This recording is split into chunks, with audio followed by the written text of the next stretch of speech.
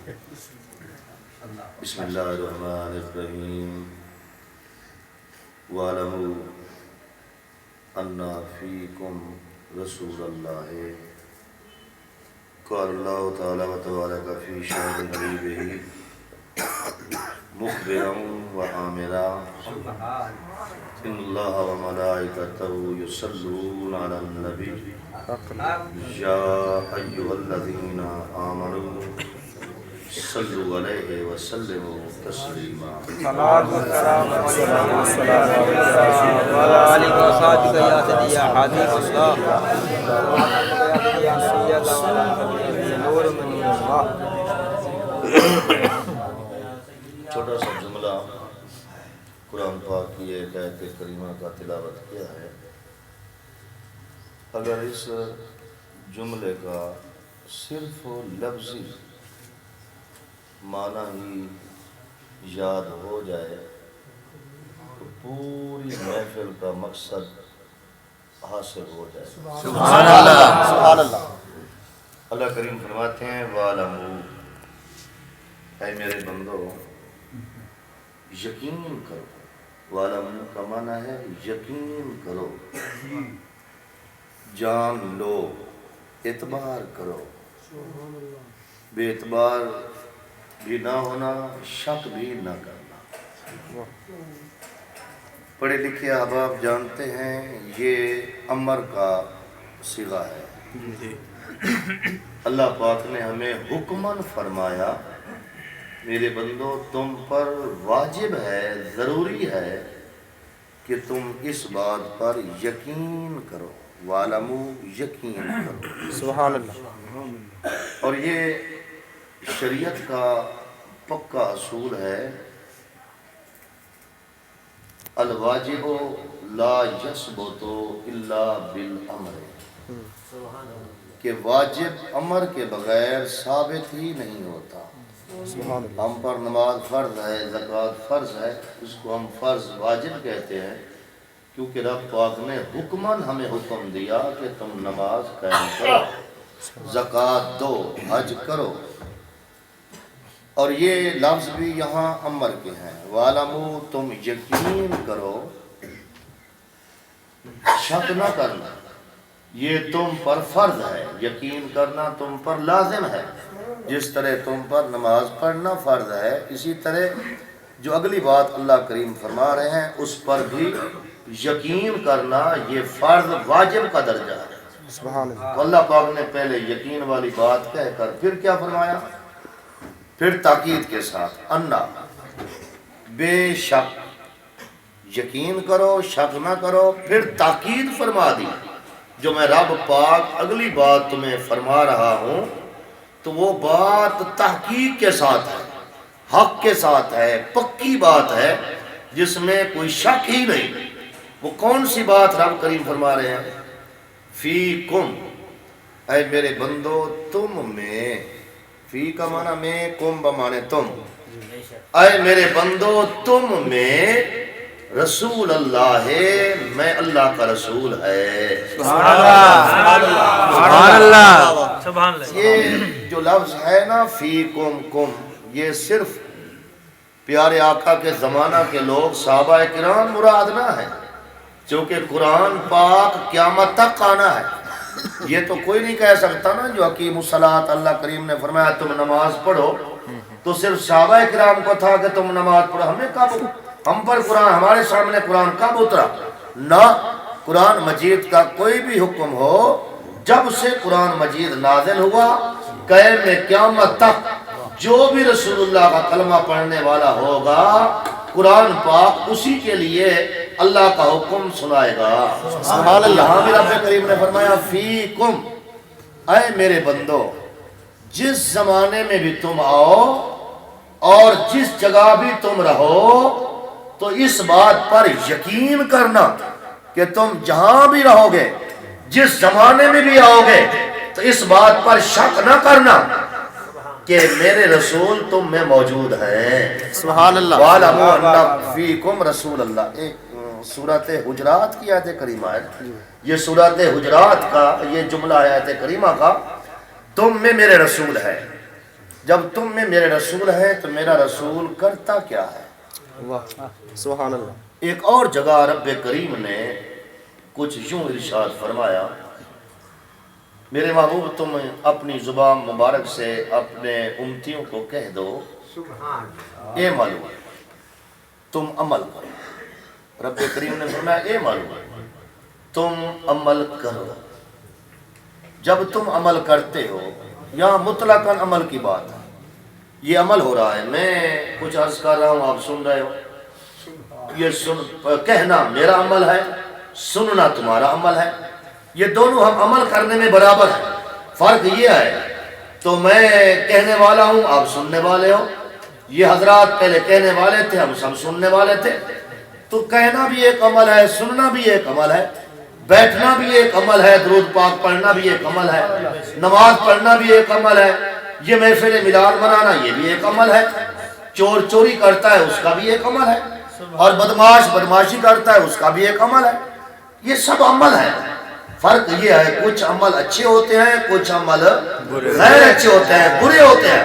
اب اللہ پاک نے مطلقاً فرمایا میرے بابو تم کہہ دو اے مالو، اے میری امت، اے اللہ کے بندو تم عمل کرو، کوئی بھی عمل کر لو. پھر یہ یقین رکھنا فَسَيَرَ اللَّهُ أَعْمَالَكُمْ، تمہارا جو بھی عمل ہے اس کو میں اللہ بھی دیکھتا ہوں، وَرَسُولُهُ، اور میرا رسول بھی تمہارے عمل کو دیکھتا ہے. سبحان اللہ. کیسا بھی عمل کرو، اندھیرے میں کرو یا اجالے میں کرو، مجمع میں کرو یا خلوت میں کرو، اور جو بھی عمل کرو، جس گھڑی بھی کرو، جس جگہ بھی کرو، تمہارے اس عمل کو میں اللہ بھی دیکھتا ہوں اور میرا محبوب بھی تمہارے عمل کو دیکھتا ہے. سبحان اللہ. سبحان اللہ. اب دیکھنے اللہ بھی دیکھتا ہے، اللہ کا محبوب بھی دیکھتا ہے، لیکن دیکھنے میں فرق ہے. میں نے کوئی عمل کر لیا، بس مجھ سے تو عمل ہو گیا، میرے عمل کو اللہ نے بھی دیکھا، میرے عمل کو اللہ کے پیارے حبیب ہمارے پیارے آقا نے بھی دیکھا. البتہ آگے فرق ہے، میں اچھا عمل کروں، رب تعالیٰ میرا اچھا عمل دیکھ کر مجھ پر اپنی رحمت نازل فرماتا ہے. میں کوئی بھی اچھا عمل کروں نا، اللہ پاک نے میرے عمل کو دیکھ لیا کہ میرے بندے نے اچھا عمل کیا، تو رب پاک اس اچھے عمل کے بدلے عامل پر اللہ کریم اپنی رحمتیں نازل فرماتا ہے. اللہ کا کام تو یہ ہوا. اب اللہ کے محبوب کا کیا کام ہے؟ شفا و سقام ایک حدیث پاک کی کتاب ہے. آپ فرماتے ہیں وَإِن رَأَيْتُ خَيْرًا، میں اپنے کسی امت کا اچھا عمل دیکھوں، اچھا کام دیکھوں، اس کا اچھا عمل دیکھوں، میرا رب دیکھتا ہے تو اس پر اپنی رحمت نازل فرماتا ہے. جب میں اللہ کا رسول دیکھتا ہوں تو میں کیا کرتا ہوں؟ حمد اللہ، میں رب تعالیٰ کی تعریف کرتا ہوں، رب کریم کا میں شکر ادا کرتا ہوں. اللہ تیرا شکر ہے کہ میرے امتی کو اللہ تو انہیں اچھے کام کی توفیق عطا فرمائے. اللہ کریم دیکھتا ہے تو اپنا کرم فرماتا ہے، اللہ کا رسول دیکھتا ہے تو اللہ کا رسول اللہ کی تعریف کرتا ہے اور اللہ کے حضور شکر ادا کرتا ہے. اللہ تیرا شکر ہے کہ میرے امتی کو الہ العالمین تو نے اچھے کام کی توفیق عطا فرمائی. دوسرا پہلو بھی ہے، ایک آدمی نے برا کام کر لیا، اچھا کام سے ہٹ گیا، اس برے کام کو اللہ نے بھی دیکھا، اللہ کے رسول نے بھی دیکھا.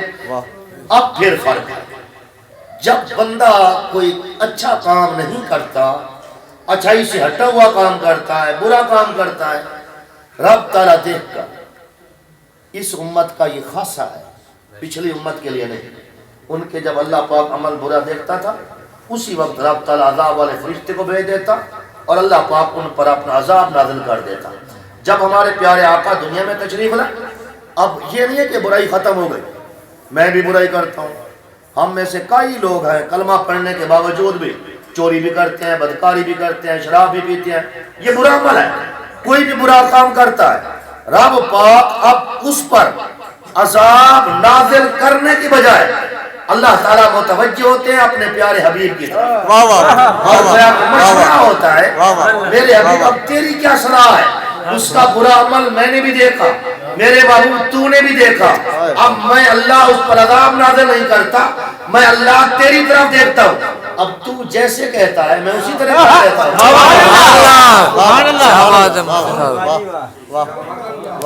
سبحان اللہ. شفا و سقام کا جملہ سنیے.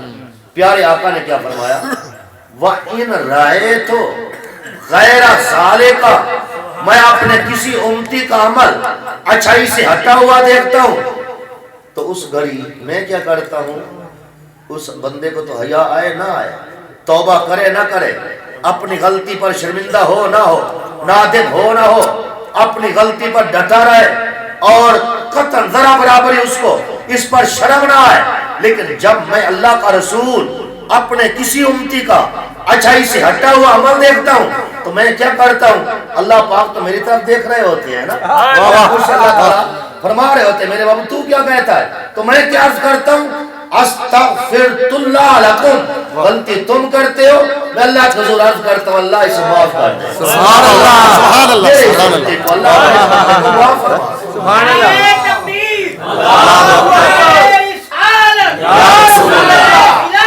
آچاریہ زندہ باد. سبحان اللہ. اس سے بڑھ کر کوئی احسان ہوتا ہے؟ سبحان اللہ. ہزارہ احسان، انعام، اکرام، اس کی کوئی حد و حد نہیں. آج میں دوسرے پہلو میں ایک اور بات عرض کرتا ہوں. جس رسول کے صدقے رب پاک نے اپنے قانون تبدیل فرما دیے، ہزارہ قانون، ان میں سے ایک اللہ کے عذاب والا قانون بھی ہے. آدمی جتنا گناہ کر لے تو اللہ پاک نبی پاک کے صدقے ان کے گناہوں کو چھپا دیتے ہیں، اور آخری زندگی کے لمحے میں جب آدمی توبہ کر لیتا ہے تو رب پاک ان کی صرف توبہ کو دیکھتے ہیں. پہاڑوں برابر گناہ کیوں نہ ہو تو رب پاک توبہ کی وجہ سے ان کے سارے گناہوں کو معاف فرما دیتا ہے. پیارے آقا کا کرم صرف دنیا میں نہیں، آخرت میں بھی ایک بہت بڑا کرم ہوگا. اس دن اللہ کی قسم پیارے آقا کے اشارے کے بغیر کوئی آدمی چھٹکارا نہیں پائے. بے شک. اور یہ کلی حدیث شریف میں آتا ہے جن کا ایک جملہ یہ بھی ہے، جب میں دیکھوں گا نا اپنی امت کا بے حال ہونا، نفس و نفسی کا عالم ہونا، سورج کا بالکل سر کے قریب ہونا، عرش سے غرق ہونا، تو مجھ سے نہ رہا جائے گا، میں سیدھا رب کریم کے عرش کے پائے کے نیچے چلا جاؤں گا، سر رکھوں گا سجدے میں اور عرض کروں گا اللہم حبل امتی، اللہم حبل امتی، اللہ میری امت مجھے حبہ کر دے، میں جانوں اور میری امت جانے. رب کریم کیا فرمائیں گے؟ پیارے آقا فرماتے ہیں اللہ پاک اپنی قدرت والا ہاتھ مبارک میری پیشانی پر رکھیں گے اور فرمائیں گے ارفع راسک یا محمد اشفع تشفع، اے میرے محمد سر اٹھائیے، جس کی طرف اشارہ کر دو گے میں رب تعالیٰ اس کو بخش دوں. سبحان اللہ. پیارے آقا کا اشارہ ہی کام آئے گا. اتنا بڑا احسان، ابتدا سے انتہا تک احسان ہی احسان، کرم ہی کرم. حل جزاء الاحسان الا الاحسان، یہ سورۃ رحمان کا جملہ ہے. احسان کا بدلہ تو احسان سے ہوتا ہے نا. اس نے تو ہم پر اتنے احسان کیے بغیر کسی عرض کرنے کے. ہم نے عرض تو نہیں کیا تھا نا، اللہ پاک نے بغیر ہمارے عرض معروض کے اپنا پیارا حبیب بھی دے دیا. اور اللہ کا وہ حبیب آیا جس نے صبح و شام ہر گھڑی ہر آن رب تعالیٰ سے اپنی ذات کے لیے کچھ نہیں مانگا، مانگا ہے تو ہم گناہگاروں کے لیے مانگا ہے، اور وہ بھی رب تعالیٰ کی رضا مانگی ہے. اس رسول کے اتنے احسان، ان کے احسانوں کا بدلہ چکا تو نہیں سکتے، البتہ کچھ چیزیں ہم پر بھی لازم ہیں. آج وہ چیزیں میں تھوڑی سی عرض کرتا ہوں. کافی وقت ہو گیا. کہتے ہیں سمجھدار لوگ وعظ، تقریر، نعت اتنی ہو کہ شیخ سعدی نے فرمایا کہ لوگوں کے بس کرنے سے پہلے، کہنے سے پہلے تو بس کر دو. لوگ نہ کہہ پائیں کہ تم بس کرو، بل لوگوں کے بس کہنے سے پہلے آدمی بس کر جائے تو یہ آدمی کے لیے بہت بڑا فائدہ ہوتا ہے. تو 3 حقوق شمار کیے جاتے ہیں جن کو حقوق کے رسول کہا جاتا ہے. سبحان اللہ. ہر بندے پر، مجھ پر، تجھ پر، چھوٹے پر، بڑے پر، مرد پر، عورت پر، کوئی بھی نبی پاک کا امتی ہو، ہر آدمی پر 3 حقوق پیارے آقا کی ذات کے حوالے سے ہر شخص پر لازم ہیں، فرض ہیں، واجب ہیں. سادے لفظوں میں بات عرض کروں گا وہ 3 حقوق یہ ہیں. پہلا ہے حق کے محبت، واہ واہ دوسرا ہے حق کے اطاعت، واہ تیسرا ہے حق کے عظمت. حق کے محبت یہ ہے کہ سب سے زیادہ محبت اللہ کے محبوب سے ہو. حق کے اطاعت یہ ہے صرف زبانی کیل و کال نہ ہو. قرآن پاک کا ایک جملہ میں عرض کرتا جاؤں. رب کریم فرماتے ہیں یا ایھا الذین آمنوا لما تقولون ما لا تفعلون. اے ایمان والو جو کہتے ہو وہ کرتے کیوں نہیں؟ جو کہو وہ کرو بھی. اور اس کا نام ہے اطاعت رسول. اور یہ اطاعت رسول بھی ہر مسلمان پر فرض ہے. محبت کا حق بھی ہر شخص پر محبت بھی لازم ہے، اور ہر شخص پر نبی پاک کی اطاعت بھی لازم ہے. تیسرا حق ہے عظمت. پیارے آقا کی کوئی شان تمہیں معلوم ہو، گونگو کی طرح نہ رہو، بلکہ جس جگہ بیٹھو جو بھی نبی پاک کی شان تمہیں یاد ہے، 4 دوست ہوں، 1 دوست ہو، کوئی بھی ملے، سفر کر رہے ہو، کہیں بھی بیٹھے ہو، نبی پاک کی شان والا وہ جملہ اپنے احباب تک ضرور کہہ دینا. یہ بھی ضروری ہے، یہ بھی فرض ہے، یہ بھی واجب ہے. سبحان اللہ. اب پہلی چیز حق کے محبت کے حوالے سے میں ادھر ادھر کی بات نہیں کروں گا. میں قرآن کا ایک آیت کریمہ کا سہارا لیتا ہوں. رب کریم نے سورۃ توبہ میں بیان فرمایا. اللہ کریم فرماتے ہیں قل، اے میرے معبود تو فرما دے ان کان آباؤکم. یہ پہلا گروہ اللہ نے شمار کیا کہ تمہارے آبا اجداد، بابا، دادا، پردادا، نانا، پرنانا، اوپر چلے جاؤ، تمہارا چاچا، تمہارا ماموں جو عمر میں تم سے بڑا ہے، باپ کی عمر جتنا ہے، وہ آدمی، ہر آدمی چھوٹے کا باپ ہوتا ہے، تو تمہارے آبا اجداد، تمہارے بابے دادے، اوپر تک یہ اللہ کریم نے پہلا گروہ شمار کیا. پھر فرمایا وَأَبْنَاؤُكُمْ، اور تمہارے بیٹے بیٹی اولاد. پھر ان کے نیچے چلے جاؤ، بیٹا، پوتا، پڑپوتا، بیٹی کا بیٹا، نواسا، نواسی، نیچے تک چلے جاؤ.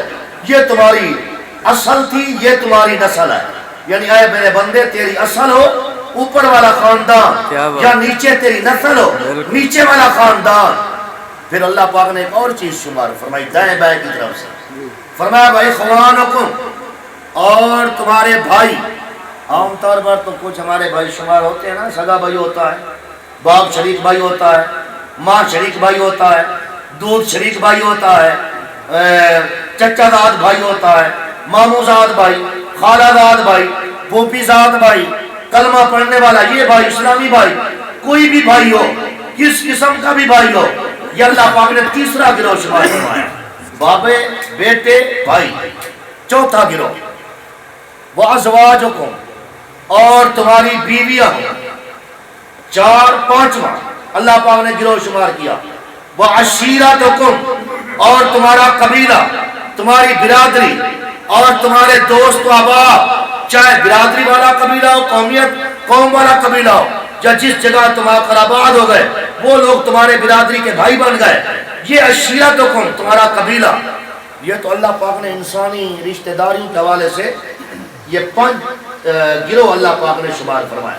چھٹی چیز ہے وَأَمْوَالٌ اقْتَرَفْتُمُوهَا، یہ تمہاری جمع پونجی، مال متاع، گھر میں جو کچھ بھی ہے، جائیداد منقولی ہے یا غیر منقولی، زمین ہے یا نقدی ہے، سونا چاندی ہے یا کوئی اور چیز ہے، جس کو تم نے بڑی محنت سے گھر میں جمع کر رکھا ہے، تمہاری جائیداد.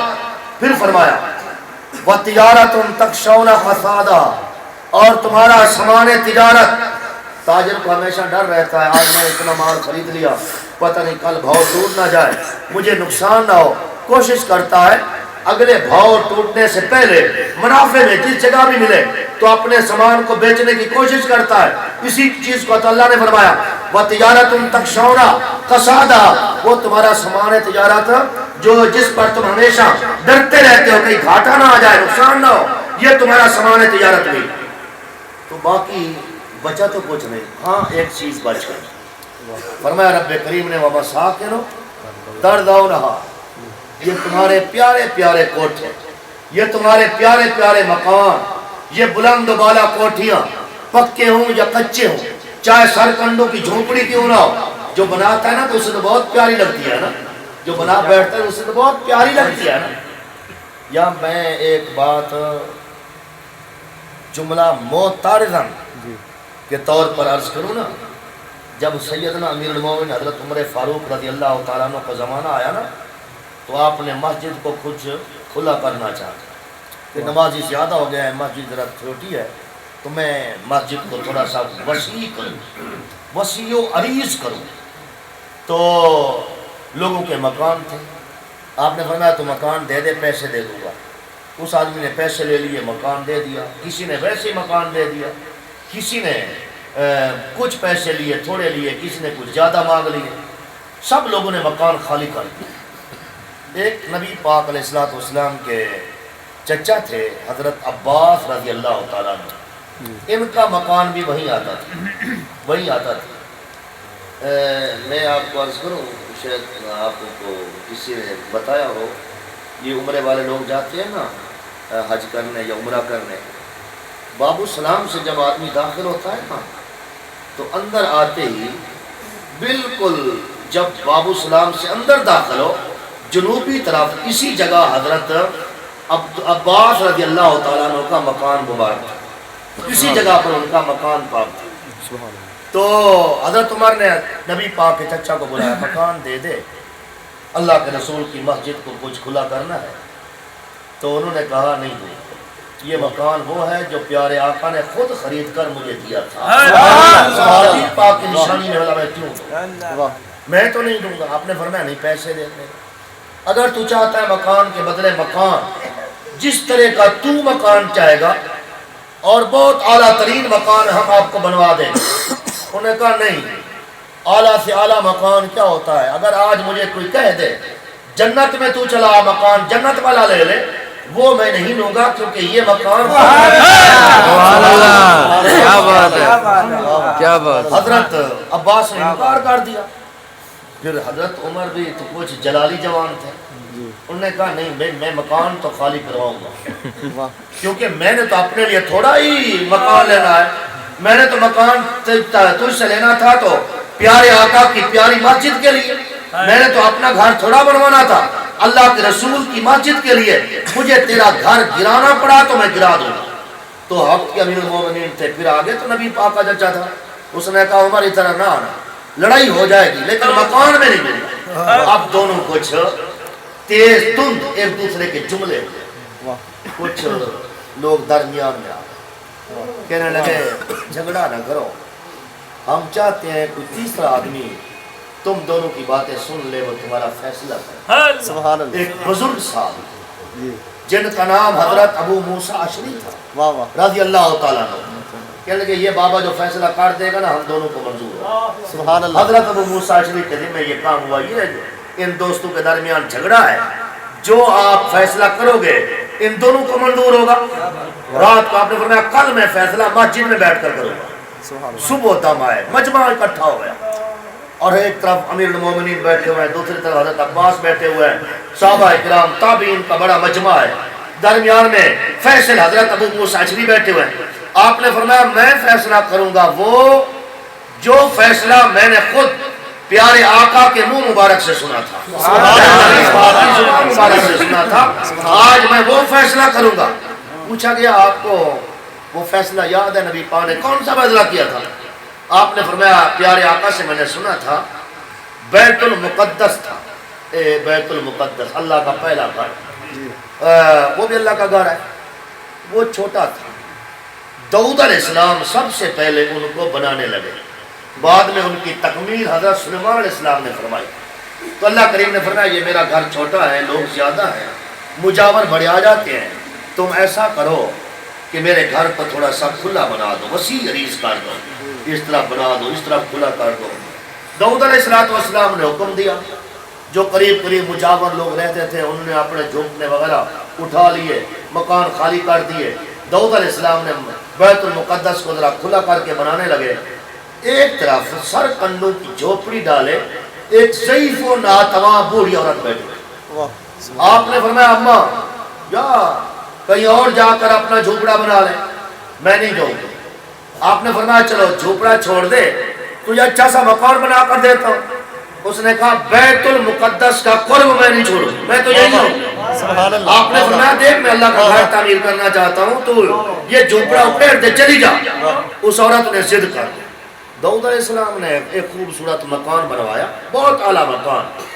2 آدمیوں کو کہا اس اماں کو اٹھاؤ, سامان اس کا اٹھاؤ, نئے مکان میں جا کر اس اماں کا سامان رکھ دو اور اس کا جھوپڑا گرا کر نہ بیت المقدس کی دیوار کو سیدھا کر دو. داؤد علیہ السلام نے ایسا حکم دیا. ادھر حکم ملا, ماں کو اٹھا کر نئے مکان میں بٹھایا گیا. ادھر حضرت جبریل امین تشریف لائے اور آ کر عرض کیا.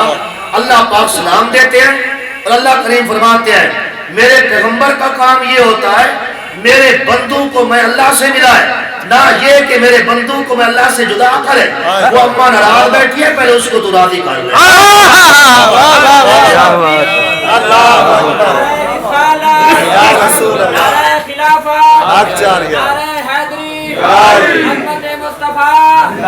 یا اللہ وہ تو چاہتی ہے کہ میں یہیں رہوں بیت المقدس کے پہلو میں. اگر وہ یہاں بیٹھتی ہے تو بیت المقدس کی دیوار پھر ٹیڑھی ہو جاتی ہے. اب کیا ہوگا؟ تو اللہ کریم نے فرمایا نہیں, وہ بوڑھی جس طرح راضی ہوتی ہے تو اسی طرح راضی کر. گھر تو میرا ہے نا, چاہے ٹیڑھا ہو چاہے سیدھا ہو, جس کو رہنے دے, میری بندی کو تو خوش کر دے. سبحان اللہ. سبحان اللہ. اس سے ایک بات اور بھی معلوم ہے, اللہ کے بندوں کو خوش کرنا کتنا خوشی کی بات ہے کہ ایسے بندے پر تو اللہ پاک راضی ہوتے ہیں. جو اللہ کے بندوں کو ناراض کرتا ہے تو یاد رکھنا اس پر اللہ پاک بھی کبھی راضی نہیں ہو سکتے. یہاں میں ضمن بطور جملہ معترضہ ایک بات فقہ اور شریعت کی عرض کرتا جاؤں. کبھی ایسا موقع ملے مسجد کی جگہ تنگ ہو, کسی طرح سے اس کو بڑھانا پڑے, تو وقت کا حاکم بزور بھی بڑھا سکتا ہے. ہاں اصلاح اور پہلو ہے, لیکن وقت کا حاکم بڑھا سکتا ہے. جب حضرت ابو موسیٰ اشعری نے یہ فیصلہ سنایا, فرمایا میرا حکم فیصلہ یہ ہے, یہ مکان اسی جگہ پر رہے گا, یہ مکان اسی جگہ پر رہے گا جس جگہ پر ہے. بے شک مسجد کا چین اس طرف سے کھلا ہوتا ہے, ہو یا نہ ہو, 4 طرف سے کھلا ہو جائے, لیکن یہ مکان میرا حکم یہ یہی رہے گا. حضرت عمر تھے, آج کا کوئی حاکم تو نہیں تھا نا. آپ نے فرمایا ابو موسیٰ اشعری ہم نے تجھے فیصلہ بنایا تھا نا جج, تیرا فیصلہ مجھے منظور ہے, یہ مکان اسی طرح یہی رہے گا. سبحان اللہ. سبحان اللہ. پھر کئی دنوں بعد حضرت عباس کو خود خیال آیا کہیں میں غلطی تو نہیں کر رہا. حضرت عمر مکان میرا اپنی ذات کے تو نہیں لے رہے ہیں تو پیارے رسول اللہ کی لیے لے رہے ہیں. تو حضرت عباس نے بغیر کسی قیمت کے اپنے مکان والی جگہ مسجد نبوی کے لیے انہوں نے وقف فرما دی. آج تک بلکہ قیامت تک وہ مسجد نبوی کا حصہ رہے گی. اس جملے سے میرے عرض کرنے کا مطلب کچھ اور تھا, شاید کہ آپ سمجھ گئے, نہیں تو میں عرض کرتا ہوں. وہ یہ ہے پیاری سے پیاری چیز مکان ہوتا ہے نا, چاہے جھوپڑا کیوں نہ ہو. وہ اماں کو جھوپڑا پسند تھا تو رب کریم نے فرمایا تمہارے پیارے مکان. اب اللہ نے کہتے 8 چیزیں شمار فرمائی, بابا بابے, بیٹے پوتے, 2 بھائی, 3 بیویاں, 4 قبیلہ, 5 گھر کی جمع پونجی, 6 سامان تجارت, 7 سر چھپانے والا جھوپڑا. مکان چاہے کچا یا پکا کوئی بھی ہو, 8 چیزیں. اب اللہ کریم نے آگے فرمایا ترازو کے 2 پلڑے ہوتے ہیں نا, ترازو کے ہمیشہ ہوتے ہیں 2 پلڑے. ایک پلڑے میں یہ سب چیزیں ہوں, دوسرے پلڑے میں میری اور میرے حبیب کی محبت ہو. اے میرے بندو تم کس کو چنو گے؟ اللہ پاک نے اپنے لفظ میں فرمایا 2 پلڑے ہوتے ہیں نا ترازو کے. ایک پلڑے میں بابے, بیٹے, بھائی, بیویاں, رشتہ دار, سامان تجارت, گھر کی جمع پونجی, مکان, یہ جائیدادیں ایک پلڑے میں. دوسرے پلڑے میں میری اور میرے پیارے حبیب کی محبت ہو. تو اے میرے بندو تم کس کو چنو گے؟ اب چننے کا حق اللہ نے دیا اپنے بندوں کو, لیکن ساتھ ہی ایک بات فرما دی, ساتھ ہی ایک بات ہی فرما دی. चुनने में गलती ना करना। वाह, और देखना ये तुम्हारे रिश्तेदार हैं, वो तुम्हारी मेहनत की चीजें हैं, इन पर भूलना नहीं, इनको तरजीह मत देना। तरजीह देना तो हर मोड़ पर मेरी और मेरे प्यारे हबीब की मोहब्बत को तरजीह। अगर तुम भूल गए किसी मोड़ पर प्यारे आका की मोहब्बत से हटकर बाप की मोहब्बत बढ़ गई, बेटे की मोहब्बत बढ़ गई, भाई की मोहब्बत बढ़ गई, बीवी की मोहब्बत बढ़ गई, माल मता सामान कबीले की मोहब्बत बढ़ गई, फिर नतीजा क्या होगा? फतरब्बसू हत्ता यातियल्लाहु बिअमरिही, फिर इंतजार करना किसी घड़ी भी तुम पर मेरा अज़ाब आ सकता है। फतरब्बसू हत्ता यातियल्लाहु बिअमरिही, फिर इंतजार में रहना किसी वक्त भी तुम में रब के अजाब से बच नहीं पाओगे, तुम पर मेरा अजाब आ जाएगा। तब जब तुमने मेरे हबीब की मोहब्बत को छोड़ दिया। ये तो कुरान का जुमला था, 10वां पारा सूरत तौबा। गालिबन नामा रकू खत्म हुआ चाहता है, ये कुरान पाक का जुमला है। अब इसके साथ एक हदीस शरीफ इसकी प्यारे आका ने फरमाया, ला युमिनु आदुकुम, नमाजी हो, कलमे पढ़ने वाला हो, बहुत इबादत गुजार, काबे में बैठकर इबादत करे, और पेशानी पर मेहराब हो, तहज्जुद पढ़ने वाला, हर अच्छा काम करने वाला, हर अच्छाई को हाथ से ना जाने देने वाला। प्यारे आका ने फरमाया, कोई जितना भी आप ज़ाहिद मुत्तकी परहेजगार हो, ला युमिनु आदुकुम, तुम में से कोई आदमी कोई बंदा भी मोमिन हो सकता ही नहीं, हत्ता अकूना अब्बा इलैहि मिन वालिदिही व वलदिही वन्नास अजमईन, सब को छोड़ छोड़ कर जब तक मैं अल्लाह के रसूल से ज्यादा मोहब्बत नहीं करेगा उस वक्त तक मोमिन बन सकता ही नहीं। एक दिन प्यारे आका बात फरमा रहे थे तो जन्नत का वास था। जन्नत बड़ी अच्छी है, नहरें बहती हैं, बागात हैं, पता नहीं कितनी कितनी नेमतें हैं, बंदा जो चाहेगा उसको मिल जाएगा। एक आदमी के दिल में पता नहीं क्या ख्याल है, खड़ा हो गया तो अर्ज किया, रसूल अल्लाह मैं जनती हूँ ना? प्यारे आका ने फरमाया तू जनती है। दूसरे ने पूछ लिया तो आपने फरमाया तू भी जनती है। तीसरा अर्ज करने लगा मैं, आपने फरमाया तू भी जनती है। चौथा बोला मैं, प्यारे आका रुक गए। आपने फरमाया सब मुझसे पूछ रहे हो मैं कैसा हूँ, मैं तुम्हें बता रहा हूँ, तू भी जनती, तू भी जनती, तू भी जनती। अरे मुझसे पूछने वाले चौथे बंदे तू बता, जन्नत का तो पूछ रहा है, ये बता जन्नत के लिए कोई अमल भी किया है कि नहीं, जो जन्नत में तुझे ले जाए, कोई ऐसा अमल भी है या ना?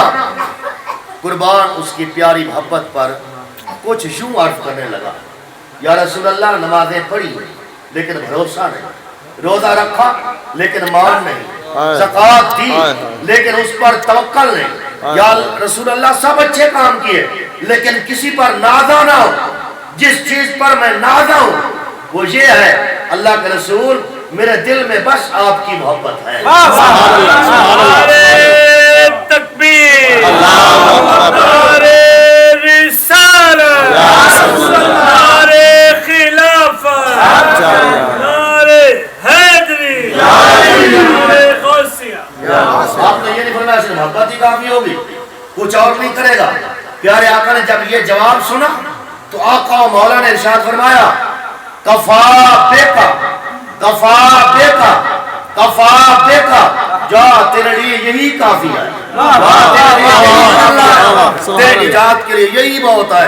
इसी पर तू कायम रह जा तो तेरी निजात ही निजात है, तेरी बख्शिश ही बख्शिश है, तेरे लिए अल्लाह पाक का करम ही करम है, तेरे लिए रब्बे करीम का फजल ही फजल है। तो मोहतरम, ये रात गए मस्जिद में बैठे हो, क्यों बैठे? कौन सी कशिश है जो हमें यहाँ खींच कर लाई? कौन सी चीज है जिसने आपको रात गए तक यहाँ बिठाए रखा? कि आप किसी का मुंह, क्या कोई दोस्त चले नहीं गए? कोई कहेगा क्यों चला गया? जो आता है चला जाता है, उसकी अपनी किस्मत। जो बैठा है क्यों बैठा है? फकत इस वजह से बैठा है कि उसके दिल में मोहब्बत है तो नबी पाक की मोहब्बत है, रसूलुल्लाह की मोहब्बत के सिवा। याद रखना, छोटा बैठा है, मेरा अजीज बैठा है, बड़ा बैठा है, कोई भी बैठा है, हर वो बैठा है जिसके दिल में नबी पाक का प्यार है।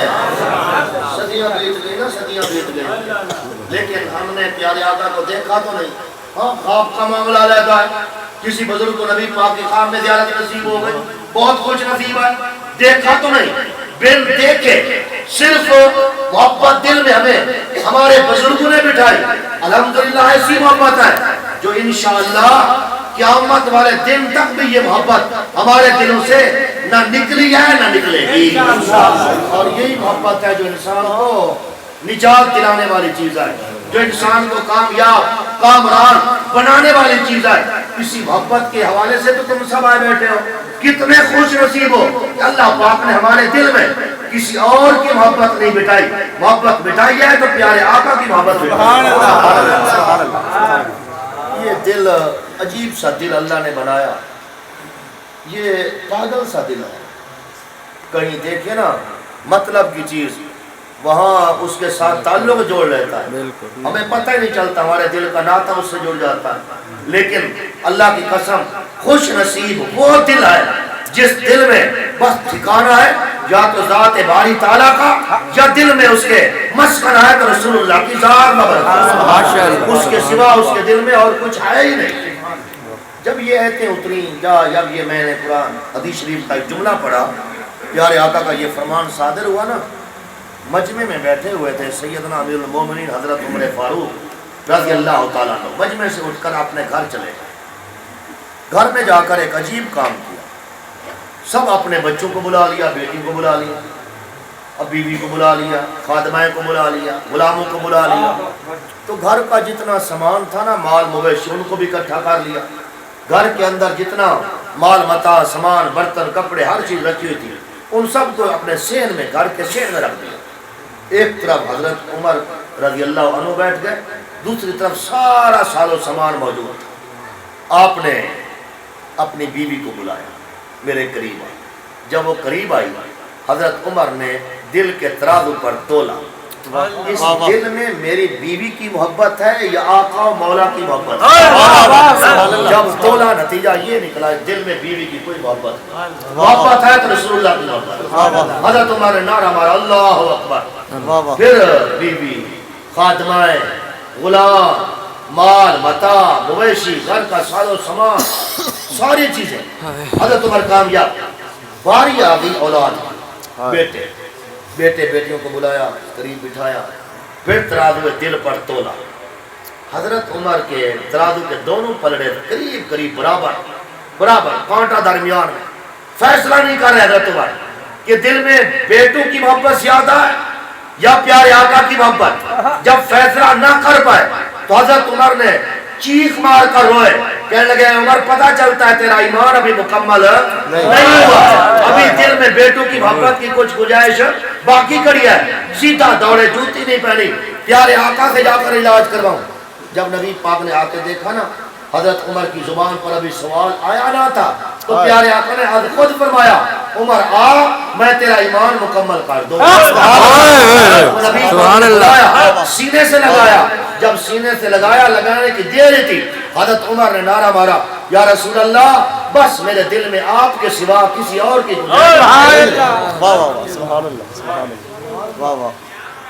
اس دل میں جگہ دے کر آئے بیٹھے ہو نا پیارے آقا.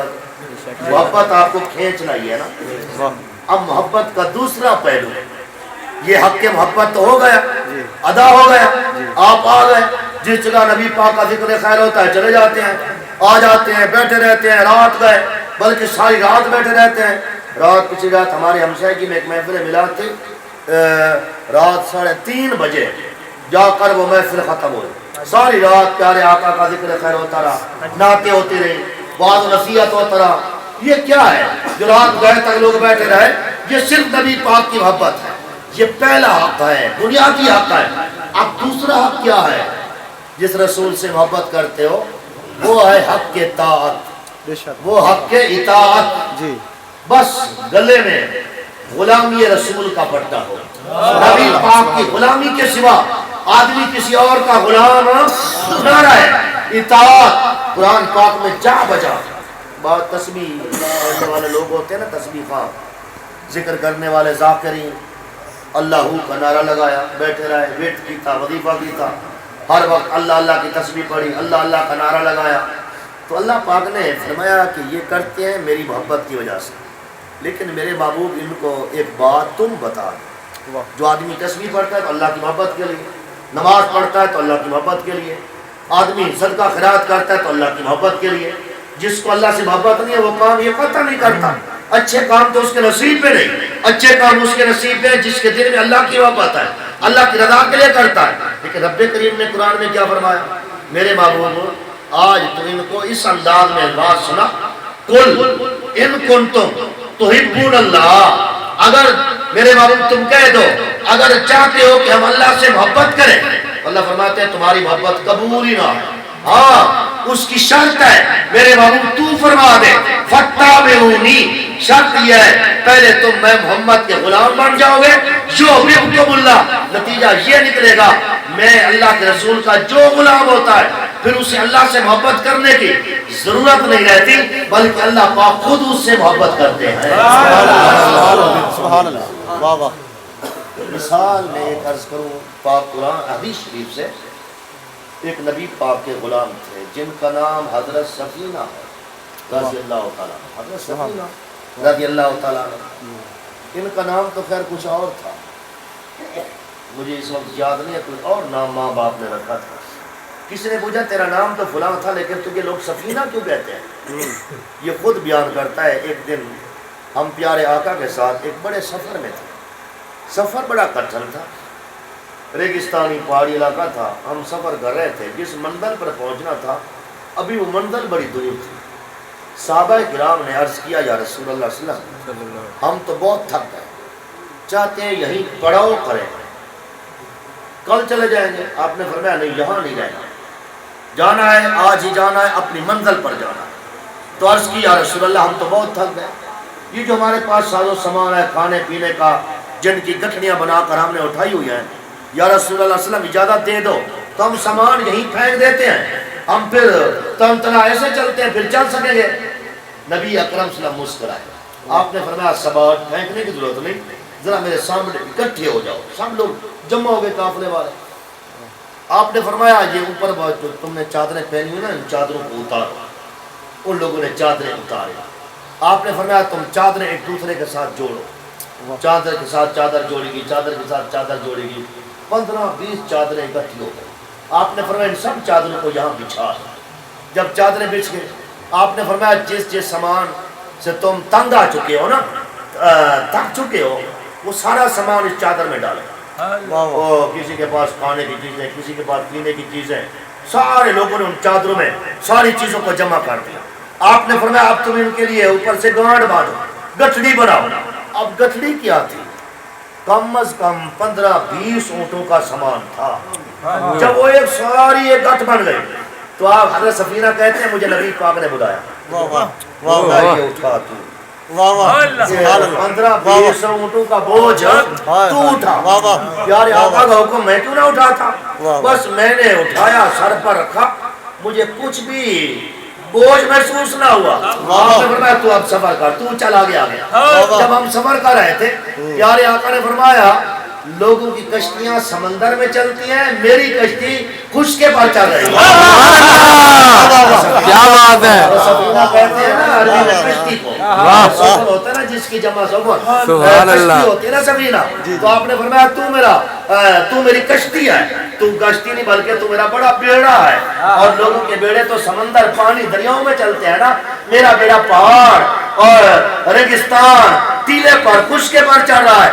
فرماتے ہیں نبی پاک کا وہ دیا ہوا نام مجھے اتنا اچھا لگا، اتنا اچھا لگا، میں خود اپنا نام بھول گیا، اس وجہ سے مجھے نام سفینہ سے پیا۔ نعرہ تکبیر، نعرہ رسالت، محمد مصطفیٰ۔ وہ سفینہ کہتا ہے کہ میں ایک دن ایک لشکر کے ساتھ تھا، خدا کا کرنا یہ بنا لشکر سے میں دور ہو گیا، بچھڑ گیا، مجھے راستہ بھول گیا، میں خوب بھٹکا ایک جنگل کے قریب جا رہا، وہاں میں نے کیا دیکھا، جنگل سے ایک بھوکا شیر منہ کھولے میری طرف دوڑ کر آ رہا ہے۔ میں نے دیکھا بچنا تو بڑا مشکل ہے، میرے پاس کوئی ایسا ہتھیار بھی نہ ہے جو میں اپنا دفاع کر سکوں۔ جب میں نے دیکھا میرا بچنا مشکل ہے موت کے سوا تو مجھے نظر نہیں آ رہا تھا، لیکن جب شیر میرے قریب آیا نا تو حضرت سفینہ کے منہ سے کلمہ نکلا، کہنے لگے یا ابو الحارث، اے جنگل کے بادشاہ۔ ابو الحارث یہ شیر کی کنیت ہے، اے جنگل کے بادشاہ شیر، تو مجھے کھانا چاہتا ہے نا، کھا، بے شک کھا، میں تیرا لقمہ بنوں گا، تیری غذا بنوں گا، لیکن اتنا سوچ لے آنا مولا رسول اللہ، میں غلام ہوں تو نبی پاک ہوں۔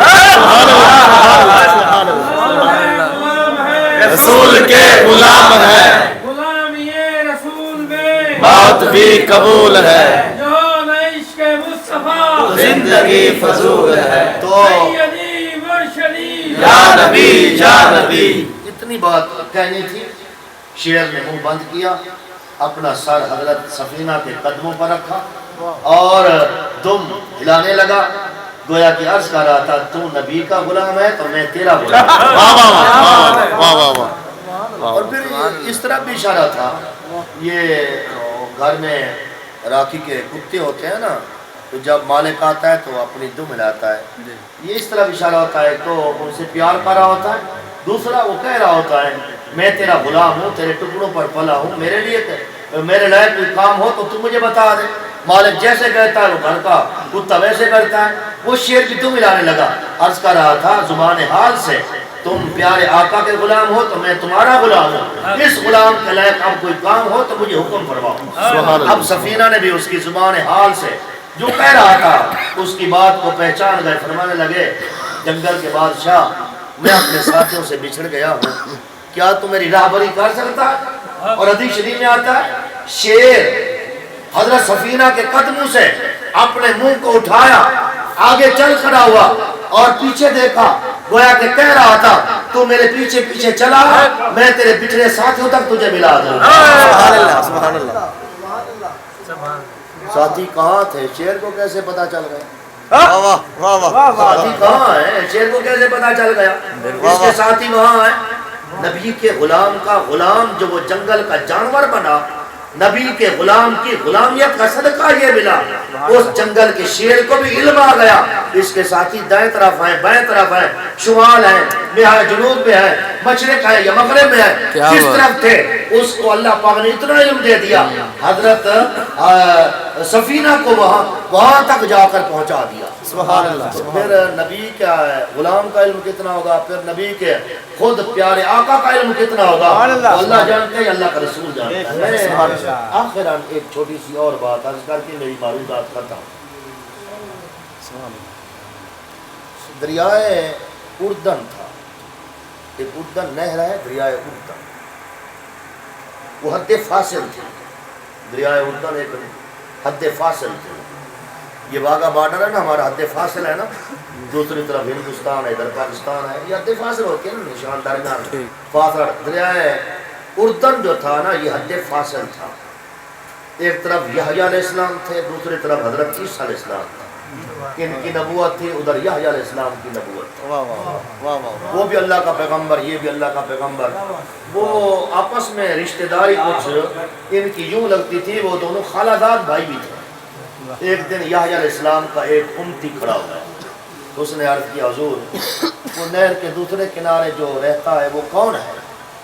آپ نے فرمایا میرا خالہ داد بھائی ہے، اس کا منصب کیا ہے؟ وہ اللہ کا پیغمبر ہے۔ کہ تم؟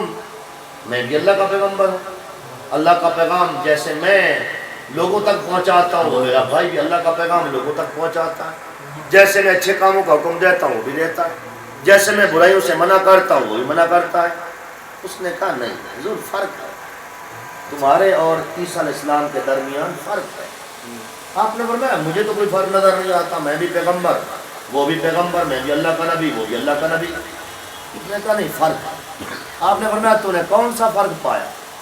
اس نے کہا میں گیا وہاں ان کے گھر ان کے علاقے میں نے تو ان کو عجیب کام کرتے دیکھا، کبھی تو وہ مردوں کو زندہ کرتا ہے، کبھی تو وہ مٹی کی مورتیاں بناتا ہے، پھونک مارتا ہے وہ پرندہ بن کر اڑنا شروع کر دیتی ہے، کبھی تو ان کے سامنے اندھے آتے ہیں تو ان کی آنکھوں پر ہاتھ پھیرتا ہے تو اللہ تعالیٰ ان کو بینائی دے دیتے ہیں، کبھی وہ کوڑ زدہ آتے ہیں برس والے جسم پر ہاتھ پھیرتا ہے تو اللہ پاک ان کو شفا دیتے ہیں، لوگ آ جاتے ہیں تو ان کے گھر کی خبریں غیب والی باتیں وہ بتا دیتا ہے۔ ہم نے تو آپ سے ایسی چیزیں دیکھی نہیں، واہ تو یہ فرق تو ہوا۔ آپ نے فرمایا تو نے کیا بتایا؟ اس نے ساری باتیں بتائی۔ اچھا میرا بھائی یہ کام کر رہا ہے؟ آپ نے فرمایا پھر میرے منشی کو بلاؤ، کاتب آئے۔ آپ نے فرمایا خط لکھ میرے بھائی کی طرح، یہ یحییٰ علیہ السلام کا پہلا خط لکھا، میرے بھائی عیسیٰ مجھے ایک سچی بات بتا، یہ جو تو ایسے ایسے کام کر کے لوگوں کو دکھلا رہا ہے، اوپر اپنا نام عیسیٰ رکھا ہو، بیچ میں کہیں تو وہ محمد تو نہیں ہے؟ کبھی تو محمد تو نہ ہے؟ جو کام تو کر رہا ہے اوپر اپنا نام یہ رکھ لیا، میں ابن مریم ہوں، میرا نام عیسیٰ ہے، میں اللہ کا رسول ہوں، اور اندر تو واقعی وہ محمد تو نہ ہے جس نے آ کر یہ کام کرنے ہے؟ اگر تو ہے تو مجھے تو بتا دینا، تو میں اللہ کے فرمان کے مطابق وَإِذَا أَخَذَ اللَّهُ مِيثَاقَ النَّبِيِّينَ لَمَا آتَيْتُكُم مِّن كِتَابٍ وَحِكْمَةٍ ثُمَّ جَاءَكُمْ رَسُولٌ، یہ جو اللہ پاک کا فرمان ہے، جب وہ آئے اپنی نبوت کو چھوڑنا ہے، اس کے ساتھ مدد بھی کرنی ہے، اس پر ایمان بھی لانا ہے۔ اگر تو مجھے بتا دے تو وہی ہے، میں نبوت چھوڑ کر تیری مدد بھی کروں تو تیرا کلمہ بھی پڑھوں۔ یحییٰ علیہ السلام نے پہلا خط لکھا حضرت عیسیٰ علیہ السلام کی طرف، تو انہوں نے جب خط پڑھا عیسیٰ علیہ السلام نے جواب لکھ بھیجا، میرے بھائی بھول نہ جانا میں وہ نہیں ہوں، میں واقعی آپ کا خالہ زاد بھائی عیسیٰ بن مریم ہوں، میں وہ نہ ہوں، میں تو انتظار میں ہوں وہ آئیں، میرے زمانے میں آئیں، میں تو اس چیز پر متمنی ہوں وہ آئیں، موقع ملے میں ان کی خدمت کروں، حتیٰ کہ کتاب میں آتا ہے عیسیٰ علیہ السلام کی یہ خواہش تھی، میں تو اس چیز کا خواہش مند ہوں، خواہ ہوں، موقع ملے تو میں اس کی جوتی کے تسمے کھولوں اور باندھوں تو اپنے لیے بڑا اعزاز۔ سبحان اللہ۔ یہ عیسیٰ علیہ السلام نے خط لکھ بھیجا یحییٰ علیہ السلام کی طرف۔ پھر اگلی بات سنیں، جب خط پڑھا نا حضرت یحییٰ علیہ السلام نے، انہوں نے پھر دوسرا خط لکھا، تو اگر وہ نہ ہے تو تم پھر یہ کام کیوں کر رہا ہے؟ یہ تو اسی نے کرنا ہے نا، پتھروں کو تو اس نے کہنا ہے بولو، پتھر بول پڑیں گے، درختوں کو کہنا ہے ہماری طرف آ جاؤ تو درخت چل کر آ جائیں گے، اور آسمان کے چاند کو کہنا ہے 2 لخت ہو جا تو وہ ہو جائے گا، اور سورج کو کہنا ہے تو غروب ہو کر بھی واپس آ جا، وہ اس نے سارے کام کرنے ہیں، پھر تو کیوں کر رہا ہے؟ مردوں کو کیوں زندہ کرتا ہے، برس والے کو کیوں ٹھیک کرتا ہے، یہ تو کام اس نے کرنے ہیں۔ پچھلی کتابوں میں درج ہے جو میں ہمارے پیارے آقا کے موت سے لعاب لگاتا ہے، ٹوٹی ہوئی پنڈلی کو ٹھیک کر دیتا ہے، قطادہ کی نکلی آنکھ کو درست کر دیتا ہے، کسی کو کچھ کر دیتا ہے، یہ تو سارے کام اس نے کرنے، پھر تو کیوں کرتا ہے؟ میں بھی تو نہیں کرتا، تو کیوں کرتا ہے؟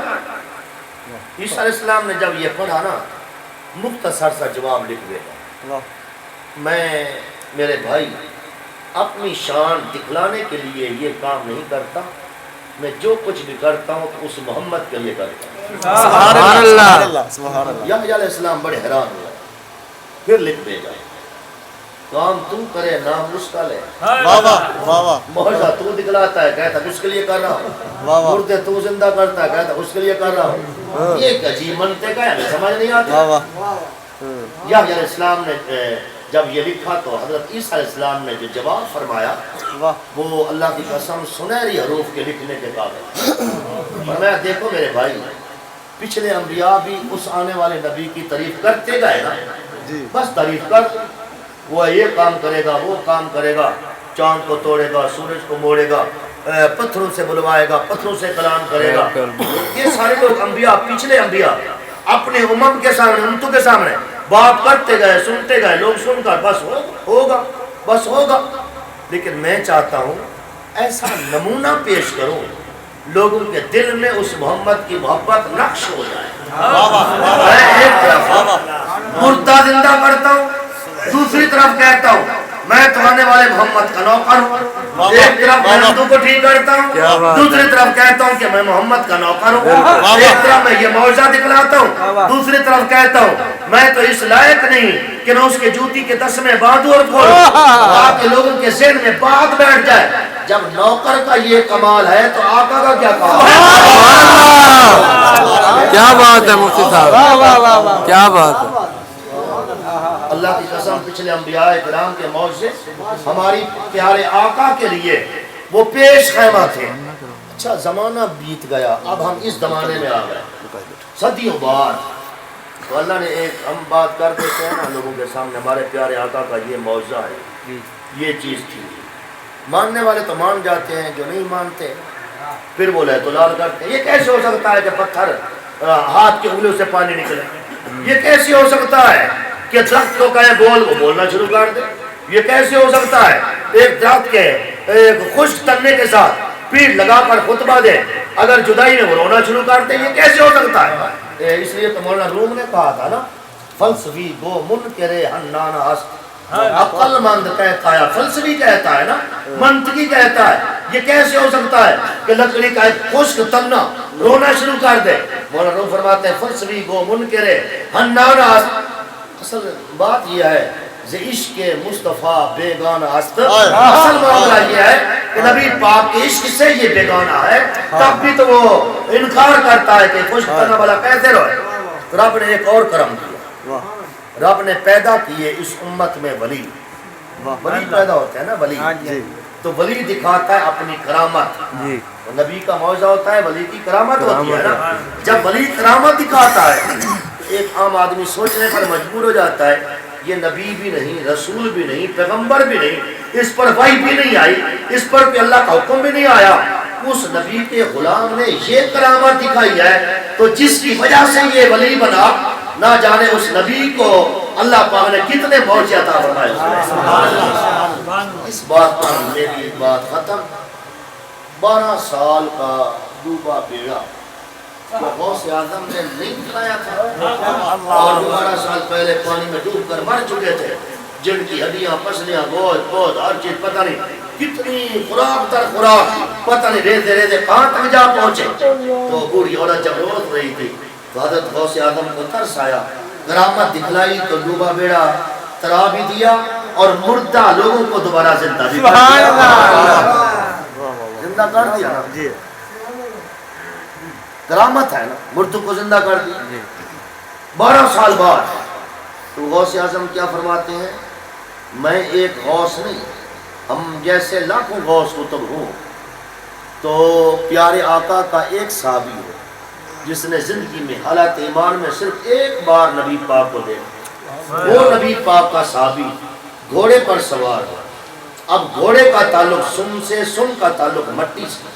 جس مٹی پر اس صحابی رسول کے گھوڑے کے سم لگ گئے, اس جگہ کو, اس سم والے نشان کو کئی بار ہوا اڑا کر لے جائے, کئی بار دریا اپنے اندر اس جگہ کو بہا کر لے جائے, اس کے نیچے والا حصہ جو بچے گا, ہم لاکھوں غوث کتب صحابی رسول کے گھوڑے کے سم کی اس مٹی کا بھی مقابلہ نہیں.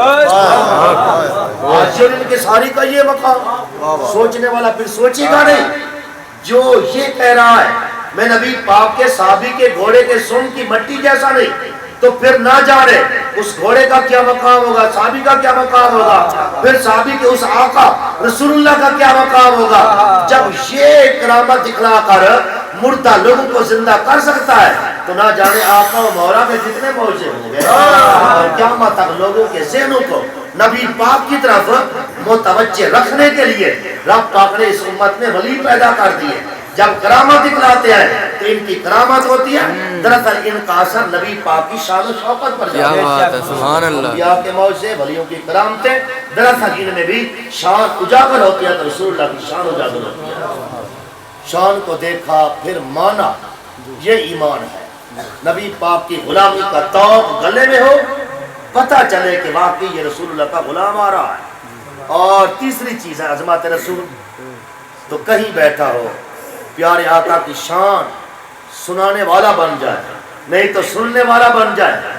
2 آدمی مل کر بیٹھے نا, تو پیارے آقا فرماتے ہیں ان کا بیٹھنا بیکار چلا جاتا ہے جب تک میری ذات پر درود نہیں پڑھتے. اور اسی طرح اتنے مجمع ہوتے ہیں, ہم دیکھتے حیران ہو جاتے ہیں, وہاں دین کی کوئی بات ہی نہیں ہوتی, ایسے مجمع اٹھ کر چلا گیا.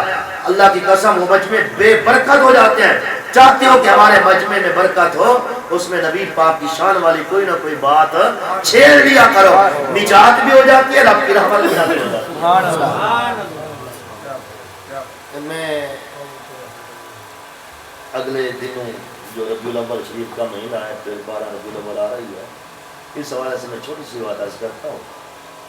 پچھلے دنوں ہمارے ہاں الیکشن گزرے، تھوڑے دن ہوئے، تو الیکشن میں بڑی گہما گہمی، بہت زور شور۔ میں جس اپنے پسندیدہ امیدوار کو ووٹ دینا ہوتا ہے نا، تو اس کے